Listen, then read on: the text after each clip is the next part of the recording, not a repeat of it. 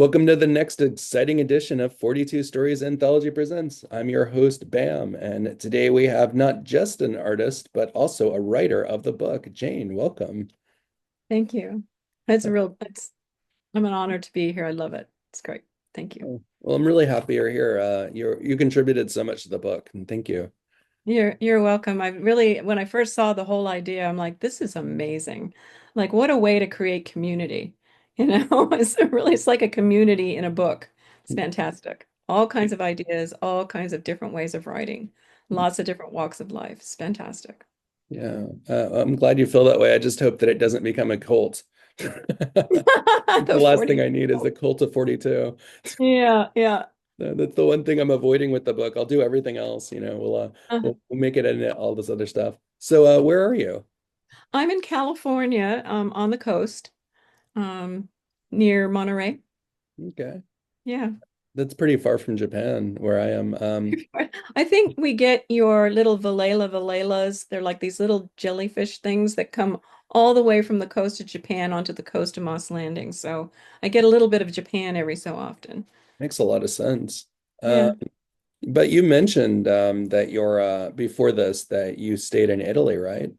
I did. I've lived in a couple places. I was born in England and we went to Canada when I was very small. And when I was still smallish, we went to Los Angeles. I lived there for a long time, and then to Italy, and then back to the United States. And I've lived all over California primarily for the Hmm. last 40 years.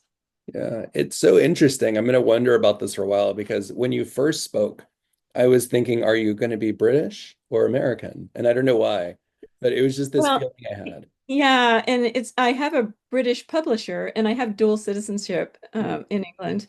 Yeah. And all the words were changed from mom to mum, Hmm. you know. So, and all there's British use of or British spelling of words different than the American spelling of words. So that's was an interesting choice to go with that. But that's how I grew up, so it makes sense in any Oh, case. So I'm well, both, but okay. I'm That's a living great in answer. California.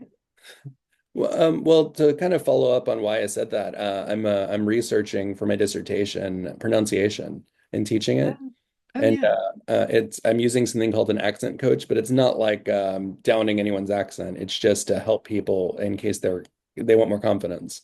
Did you have a different accent at any point, I or did. oh, Yeah, I had a British accent with a bit of Canadian accent because I was primarily around my parents and learned to speak from my parents. So I spoke like an English person, or a, British person. But there are a few, Canadian things like you know, just little forget what some of them were, but Canadians have a little bit of a difference in the way that they say certain words. And then when I came to the United States, I actually worked on getting rid of my accent, which is a shame because I kind of wish I had a British accent now. well, at least your story is not like this kid I knew when I was younger. He went to jail in America and lost his British accent. Oh, wow, that's wild. Yeah. Yeah. So Hmm. your story is much lighter. Yeah, it's lighter. Well, I got bullied for my accent, so I did try to lose it. That's Yeah. rough. Yeah. Yeah, I think that that luckily there's a stance against bullying now, where people are actively trying to get bullying out of school and No, places that's like good. that. Yeah. So hopefully it's working out. Why don't you Yeah. give the people watching or listening a read of your bio? I shall do that. All right. And so should I read it from your anthology? Sure. Yeah, I Okay. got it too. Do you have the anthology? I do. Hmm. So it'll be reading it in that third person there. Jane Edberg is an author of an art illuminated memoir, The Fine Art of Grieving, about how she created art to process trauma, loss, and grief.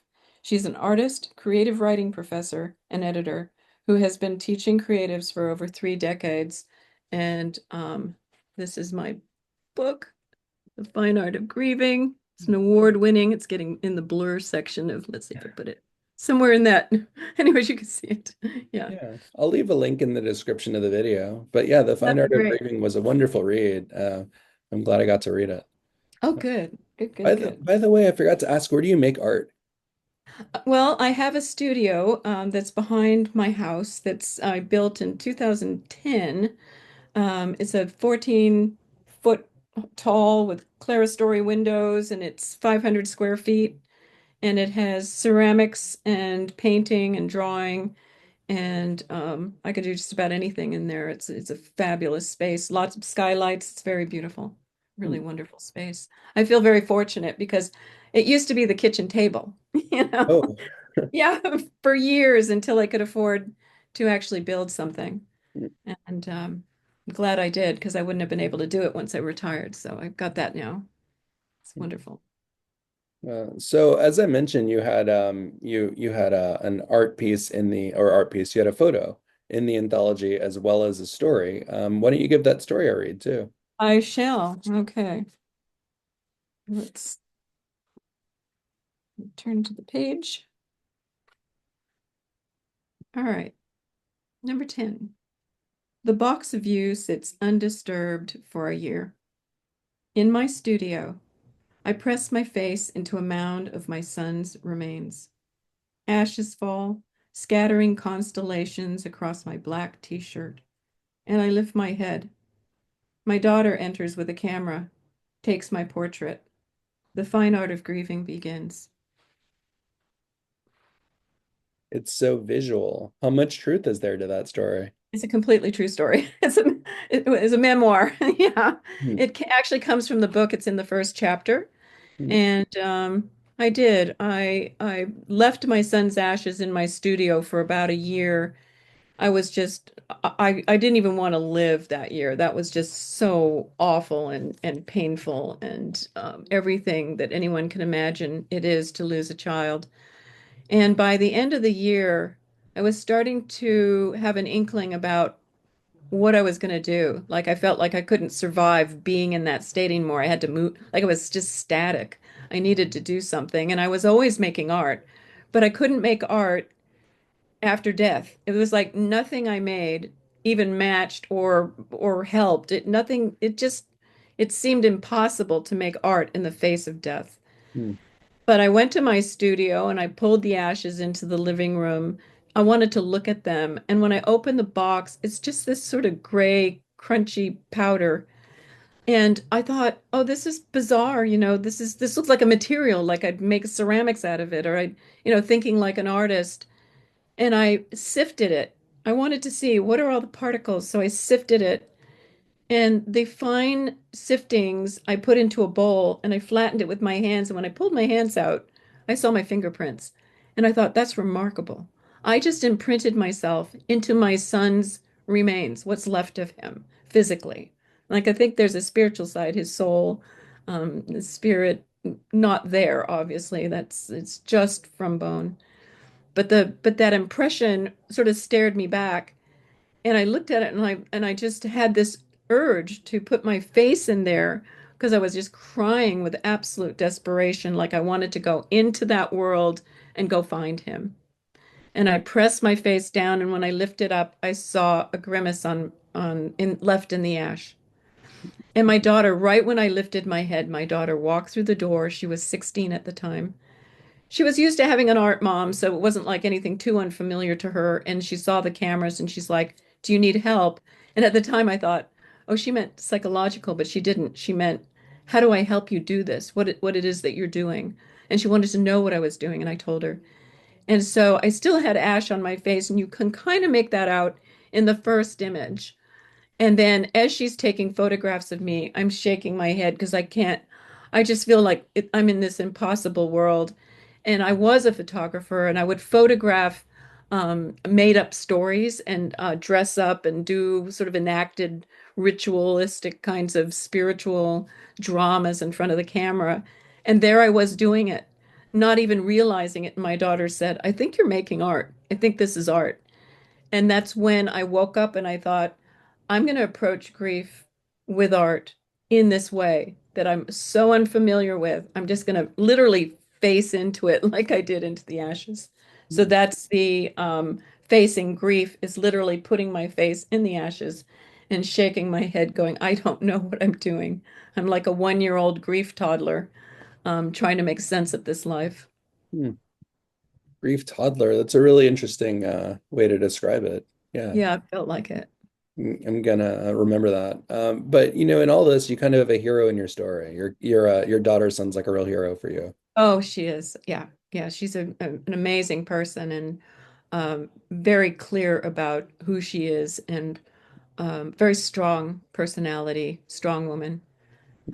Even as a 16-year-old, I saw that in her at that time, like she just sobered up into this like young woman at the age of 16. She was no longer a kid. It really changed us both profoundly. It's kind of an issue in fiction too, is that everybody tries to make family members into foils, but it's not reality. In reality, a lot of family supports you.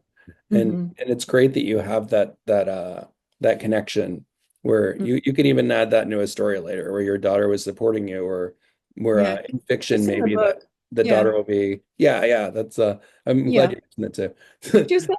She was Uh, I think saved my life in a way that and saved me as an artist. Like not just so when you lose somebody really close to you, like you said you had lost your father recently and your sister and so forth, that when you have those profound losses, you also lose part of your identity. It's like it feels like it ends a relationship. It really doesn't. You find out that it doesn't at some yeah. point, but it you know the your identity really shifts and changes and your priorities and what you want to do and everything changes really in relationship to that and in terms of missing or losing a child. I felt like I'd lost myself. I didn't even know who I was anymore. I felt like completely alienated to myself, and she reintroduced me to my art self. And I'm like, oh, I just can't make art the way I used to. I need to make it different now because my expression, my main expression of who I need to be is totally new and unfamiliar. And so I just needed to face in and figure out what that was. It was the best thing in the world. I mean, that was a pivotal, inciting incident, in terms of story. Hmm. Uh, Yeah. so you probably come from a lot of artist history too. What are some artists you like? Oh, my father liked to draw and my grandmother liked to take photographs, so I was influenced by that. But primarily, for some reason as a kid, I had a very active imagination, and I think school was sort of boring for me, so I would draw pictures in my books and I'd get in trouble. But the luxurious feelings from drawing sort of saved me on many accounts. And I had a traumatic childhood too. And I was able to work that out by drawing it out or writing it out. I've always written as soon as I knew how to put words together. I've always made poetry or made some kind of stories. And I was a storyteller. It's just was coming out of me naturally. And I can't really pinpoint exactly, except that there is a story in my book about my mother was trying to dress me up in a way that I didn't like, curl my hair and put a dress on me. And I was rather a tomboy at the time. And I was really didn't like it. And I was squirming and trying to get away from her. And she smacked me. And so I went outside and I took mud and I whacked it all over her garden flowers and all over the wall of the house. And I loved it. It would looked beautiful. I thought this is incredible. And my rage is coming out and I'm seeing it on the walls. And then the mother came out and smacked me again. And I was like, didn't matter. It's like I had changed her and I had changed that whole scene. And there was so much power in that I felt my sense of autonomy for the first time. And I felt like it was my first mark making. Like I did something visual by putting mud on something, and I still work in mud, that my mother was shocked, and trying to discipline me. But it's like if you've ever had a dog, if there's a treat that they like better than something else, you won't get them to do the something else that you want them to do because they Hmm. want the treat or vice versa, Yeah. you know. And so the making of mark making and expressing myself was so fabulously valuable to me and felt so good that you could have spanked me, you could have threatened me, you could have done anything, and it didn't change anything. I still make things. The only thing that ever stopped me in my tracks was my son's death. That's the Yeah. only thing that ever stopped me in my tracks. Hmm. Other than that, art making is how I live and breathe. I can't imagine anybody not having that as a means of survival. Yeah. Losing someone important to you is it'll stop anyone. Yeah. And yeah. But what are some creative rituals that maybe help you get in the right mindset for your work when you get back there? Yeah, right. I was just going to add two more things. Oh, You asked you me can add about more. people. Yeah, yeah. I really liked Joni Mitchell when I was growing up. I thought she was an incredible uh, poet, really. Her lyrics are really incredible, really thoughtful and really, cultural. She's fantastic. And right now, James Cruz, because of his positive, life-affirming, how to save the world or how to love the world and and she has books on kindness and so forth. They're really beautiful poetry anthologies that he does. They're really remarkable. Hmm. So right now, he's one of my very favorites. That's what I wanted to say. So in terms of rituals, I've always been kind of a ritual kid, and I think it started with smacking mud and looking at it and thinking this is going to be really awful and she's going to hate this and I'm so mad. And it looks so beautiful. Everything coated in mud, mud dripping and just the spray of mud. There was something grand and beautiful about it. And um I've always done things to see the effect, cause and effect. And I think that ritual is partly that you do something. It's sort of like something happens to you, and then you do something in response to what has happened, and then you get another response from that. At least that is for me. So I use a lot of I like looking at rituals that are around the world, different things that people do, whether it's the way Jews celebrate death or the way the Hindus do, burning a body in the Ganges or, putting flowers around a person's head or putting the coins over their eyes. And there's a whole lot of rituals. I'm just talking death rituals, but I love rituals just in general because I think that it's a reminder that we belong somehow and that it's also a sense of expression. It's a visual expression that is symbolic, and holds a kind of history that we can all take part in, especially if it's a history we come from in particular. There are people that when they come into the house, they go on the floor and do their obeisances to their house. It's a way of greeting their house. And most people would think, why would you do that? But what a wonderful thing to do if you think about it, is to take the time and be mindful of something in such a way that you've created an engagement, a relationship to it, so that it,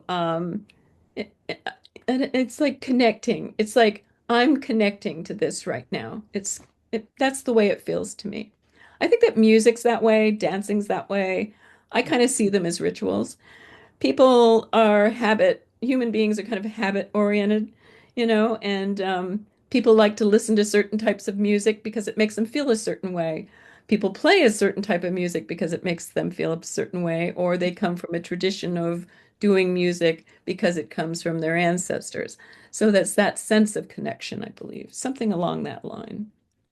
Definitely. In Japan, when people leave their house and they come in, they say, I'm leaving, I'm going, even if someone's not home. Oh, that's good. Yeah. Now, just to let everyone know, even though no one's there. That's fantastic.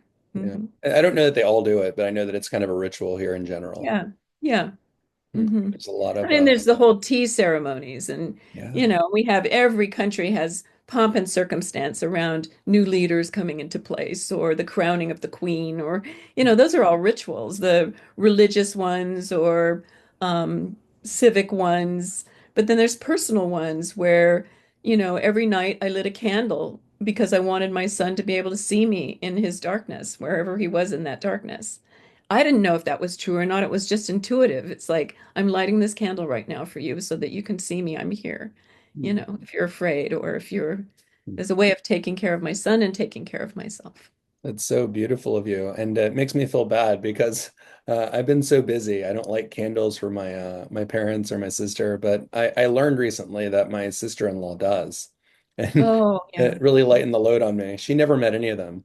and she's Hmm. doing that for them. So great of There her. may be other things that you're doing. So busy. But Yeah, I do think yeah. about them. Uh, Hmm. Yeah. yeah.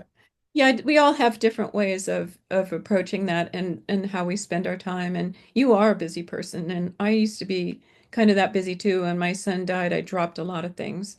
I was on all kinds of committees and writing another book and working on artworks. I had a whole bunch of projects. All of those just went. It turned into lighting candles and talking to owls and going to places that my son visited so that I could do the pilgrimage of my son, and things like that. But you said that you went on a pilgrimage. It was like a pilgrimage, yeah, things that I knew that he really liked and places that I know that he really liked. I have yet one more place to go, which is Scotland, because he really wanted to go there and he never got to. Sounds fun. And so I'll give you an example. Sometimes I just go hiking where we used to hike. That'd be one example.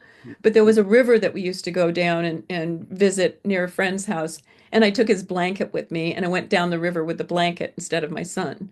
Yeah. Um, and it told me something about grief because in there I was getting tangled up in the blanket, and as I was like resisting the blanket, it would tangle up more, and as I let loose, the blanket would let loose. It was a very interesting experience.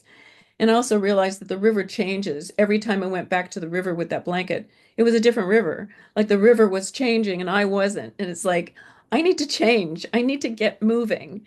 And so I think doing rituals is good that way. You can be reminded of something and they can become symbolic to perpetuate you forward in something that you're interested in or something that, or to wake you up. I think rituals are about waking up as well. But one very interesting ritual was there was a surfer, and I can't remember his name. He's on TikTok and on Instagram, and I can't think of what his name is, but I bet if somebody Google searches him, the surfer that writes names on his surfboard and takes the dead surfing with him as a memorial.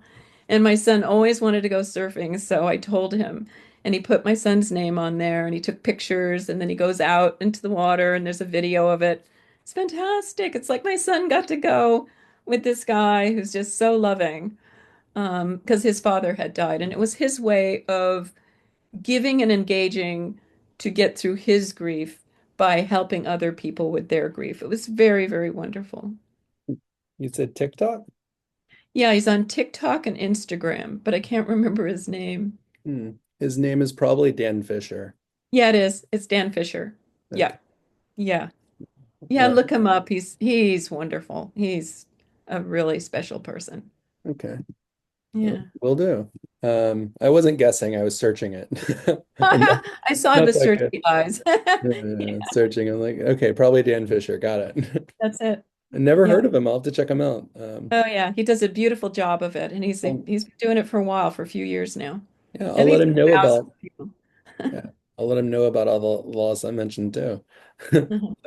That's awesome. And your candle ritual sounds really nice. There's I don't know if you know in Judaism there's a yurtzeit thing. So people light a candle called a yurtzeit. It's a memorial Oh of yeah, the yeah, of the yeah. best, and you're supposed to do it every year. And I Yeah. don't do it, but yeah, my sister-in-law's been doing it. And you're like, thank you. Yeah. Do it for me too. Yeah. Yeah. That's Yeah. fair. Hmm. Yeah. But I mean, I don't really like turn away from grief though, but a lot of people do. Oh And yeah. but I've noticed that what you do is you embrace it instead. What kind of inspired that journey of you saying, I'm going to embrace this, I'm not going to turn away? Well, we were just talking about it, but it Yeah. it it was that I was resisting it so hard. I wanted to kill myself. I wanted to get it out. I didn't want to kill myself, but I felt like I wanted to die because I just couldn't bear the pain of having my son be gone. It was just so unbearable. And it was like a year before I had that wake up call where I grabbed the ashes and started to look at them. And then my daughter saying what she said woke me up. It's like, you're doing it. And in fact, interestingly enough, beside myself, I had been doing other things that year because I hadn't been doing my artwork that I had been doing for years and years. I took the blanket down the river. I never thought of that as art. I just thought that's what I'm going to do. But my husband did photograph it because I just started photographing everything. That's one of the things I had decided early on when he died is that I can't even process anything from day to day, yet moment to moment. I'm just going to take lots of pictures and then look back and see what the hell happened. And within those photographs, I took my son's blanket down the river. I put on his clothing, and he did photography with me. We did some self-portraits and some portraits together. And he wanted some portraits for his girlfriend, so I did some Polaroids like about a week before he died and or a couple months before he died. And I went back to those spots in his clothing and redid the portraits with Polaroid of myself doing the same position. You know, I look a lot like him too. We look a lot alike. And it was very interesting to see that the tree swing was cut down and he was sitting in the tree swing and the stepping stones had moved somehow. And the bougainvillea that covered the entire fence was completely dead. And this is like a year later I had done this and all those changes, like the world is going on without me and I better get on the ball because I can't like not, I got to embrace life. I've just got to do it however I can. And that did that and the river did that. But I never thought of those as artwork.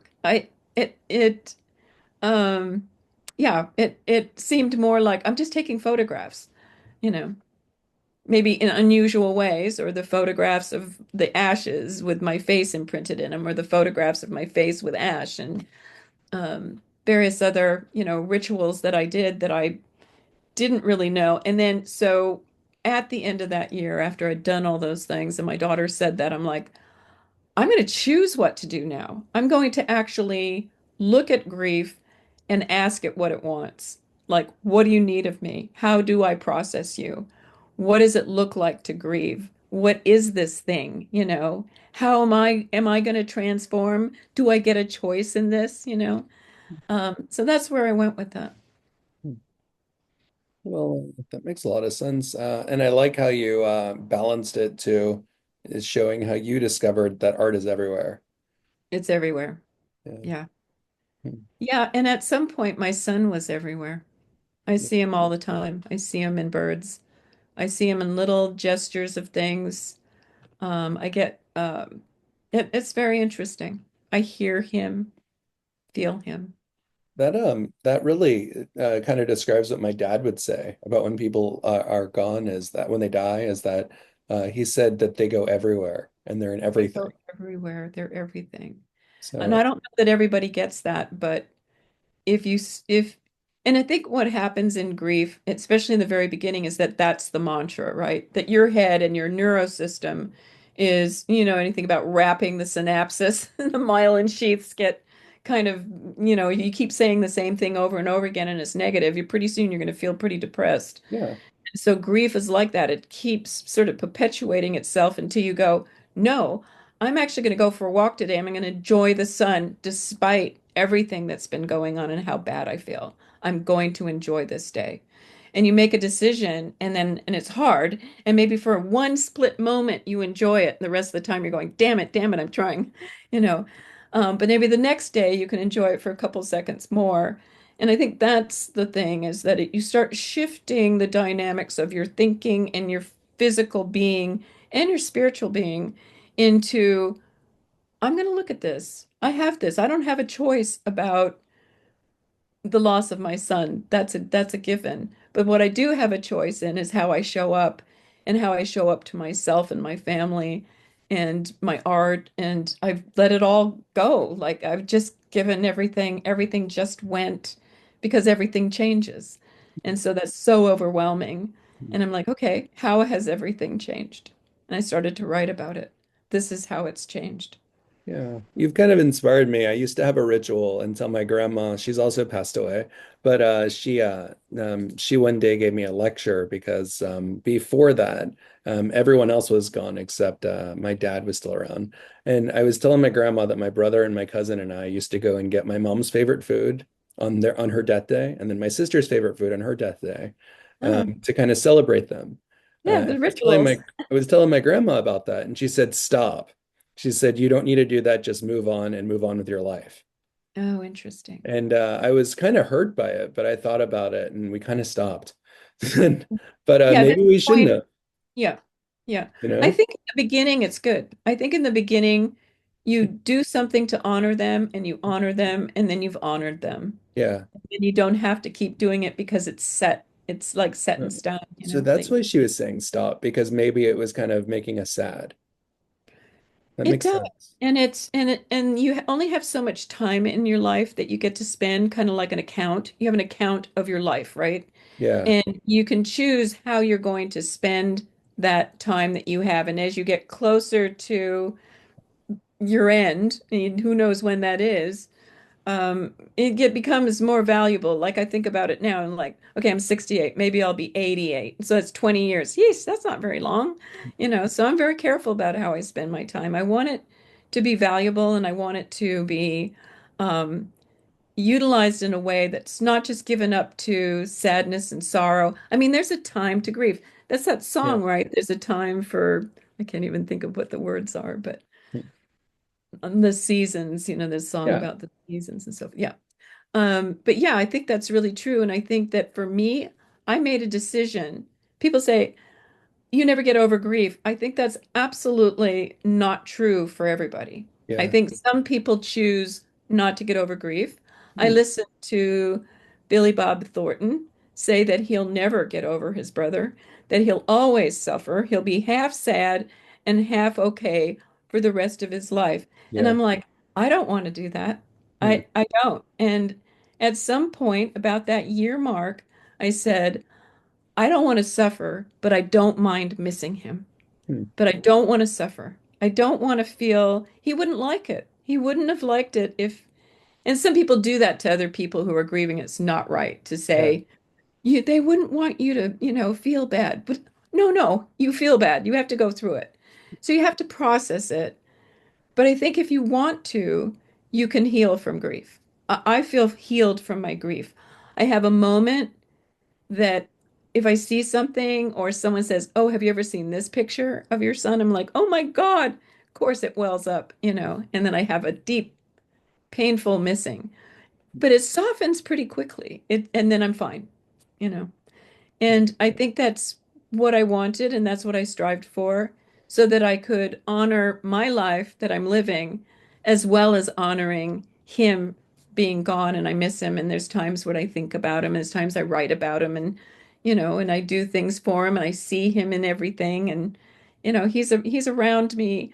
It's not in the way that I wanted, but I've settled for, I guess it's a settling for him being in this other form that I don't understand or truly know, but it's there. That's all I can say. I feel it. Yeah. Yeah. That's really thought-provoking, the way you put that. And I think it shows in your art too, how bold it is. Where do you kind of see your art? In the anthology, for example, it brings together a lot of voices. So how do you see your work fitting into a global perspective of storytelling? Not just your stories, but also your art. Well, I think for myself, I think one of the things I strive for in my work is that I would hope it would be somewhat universal. And I think loss is, and I think the more nuanced and specific you are about your own personal loss, that makes it even more universal because there's going to be a lot of people that can relate to it, even if they didn't react that way, but there'll be some kind of, I think it's just relatable. So, I'm hitting on a topic that none of us are going to get out of here alive. None of us are going to not experience death or loss of some kind. People have lost their homes in California Yeah. from horrible fires. There's all kinds of loss, loss of a leg, loss of a dog, loss of home, identity. I mean, so many types of losses. It's just the human condition. So I think that it's a topic that's can get cracked wide open, and there's a process of transformation that we can either get bitter and want to die, or we can get active and participate in living a life worth living. Yeah. That really makes a lot of sense.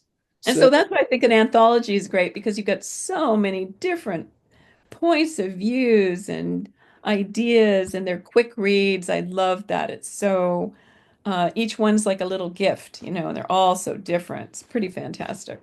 Yeah. Well, in the case of this anthology, it's like 1,281 voices and 1,764 stories.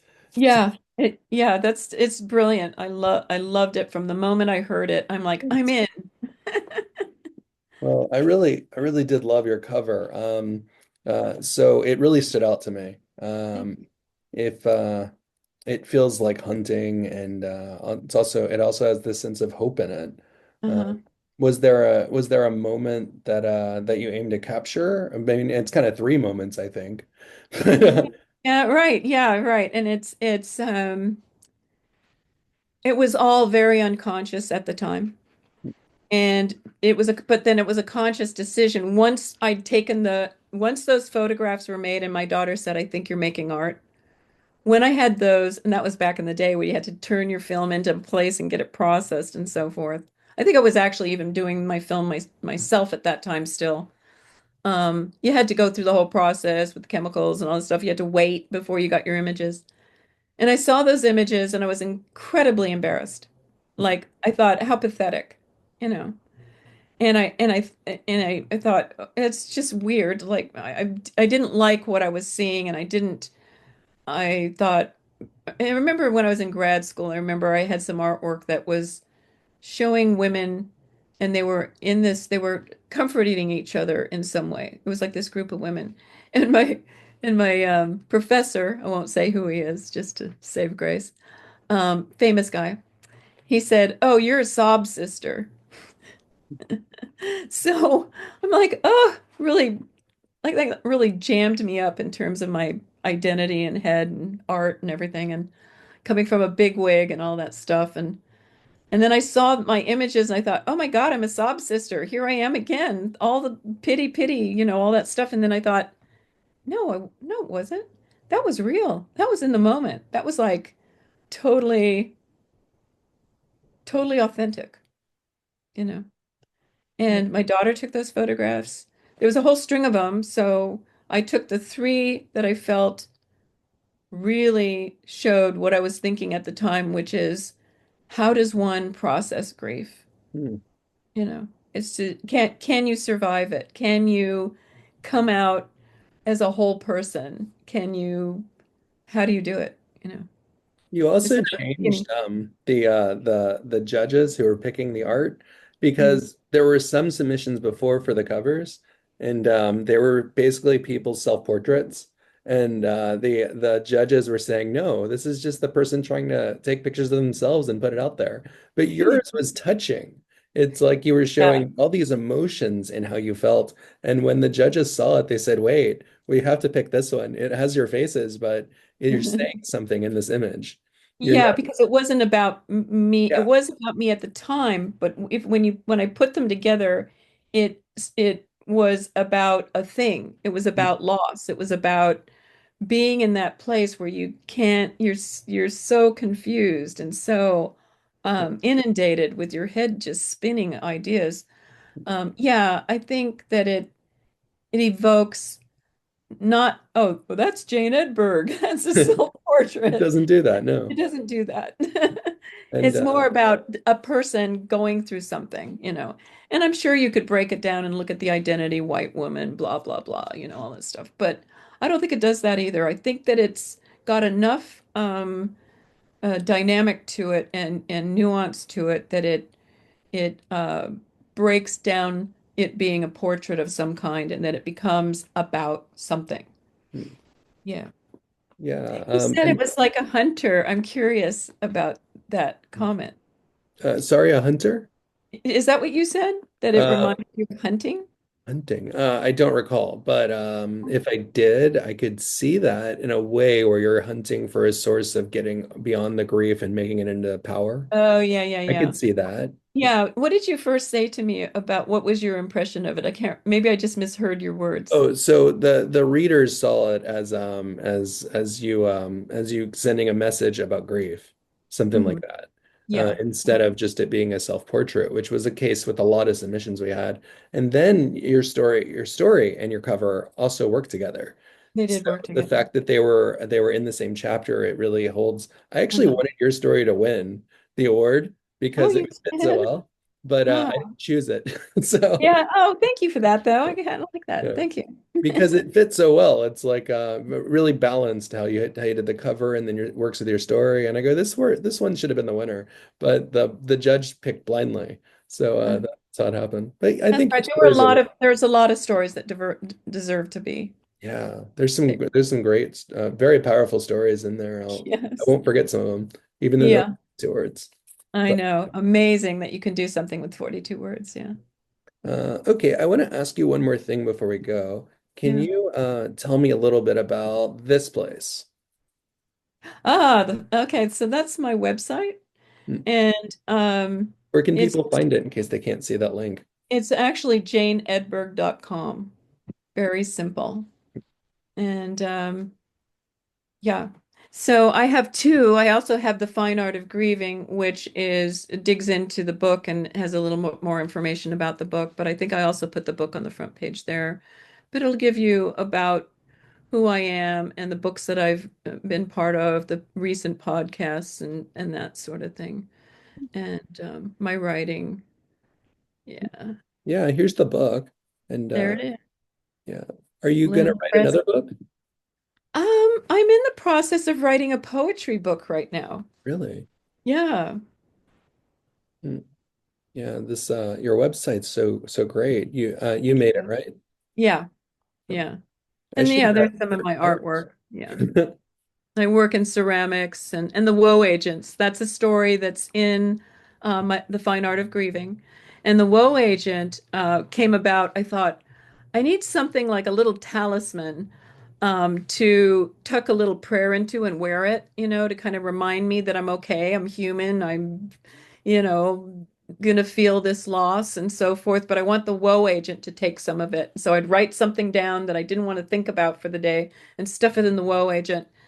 And then my friend said, "You know what? That's so cool. Do you want to have an art?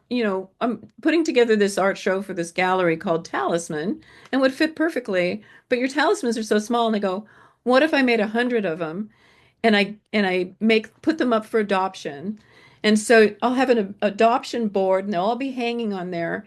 And anybody that had a really bad woe could take and adopt one of them for free, but they'd have to take out the little scroll, write their woe down, roll it up, and put it in the woe wall. I can't even say it, the woe wall.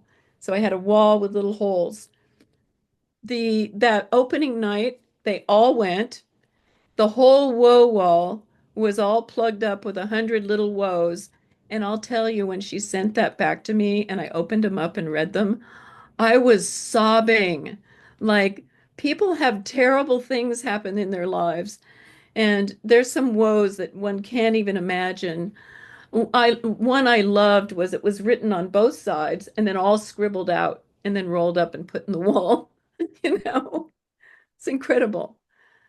So I did write about that in the book, and that story is a very powerful story about getting the woe wall back and opening those up and realizing I'm going to be a woe agent so that I can help people because loss, like I said, comes from more things than just losing a child. It comes from, being raped or tortured, or I mean, there's you name it. There's lots of woes out there that are really powerful. And if someone can have a little woe agent, and people wrote me when some people sought me out and emailed me and told me that that shifted their life to have a little woe agent because it made them think they didn't have to take it on all by themselves. It's just a symbolistic, ritualistic little moment that helped people. So I'm going to make another whole 100 bunch of them. Yeah, I've put out another 100, so I've put out 200 so far. At my book launch, I had 100 woe agents, and they all left with people out into the world. It's fantastic. It's also a great way to get people to remember your book. Yeah. Yeah. Yeah. Yeah. Kind of a And logo for it. the book, like you would think the fine art of grieving is like all about grieving, but it's about having a life that's sorting through a myriad of problems and then coming to the worst one and how does one solve it and creatively. Using one's imagination is a great way to get through the worst of times. And and I try to demonstrate that for the reader. And it's kind of a wild ride, my book. I think my review for your book is kind of spoiler free. So if anyone wants to check it out, it should be on Goodreads. It's a fantastic review. I really appreciated that. Thank you. Yeah, well, I hope that it gets people to read your book. So, I because do too. Come on, I want you to read my book. yeah. It has 5 awards so far, so somebody likes it. Hmm. Well, if you can give any tips on how to get this thing some more awards, I'd be happy to Oh learn. yeah, no, we'll talk. Let's Yeah, talk about it because you can. Yeah, great. definitely. Okay. Yeah. Uh-huh. Thank you for your time. Okay. Yes, yes.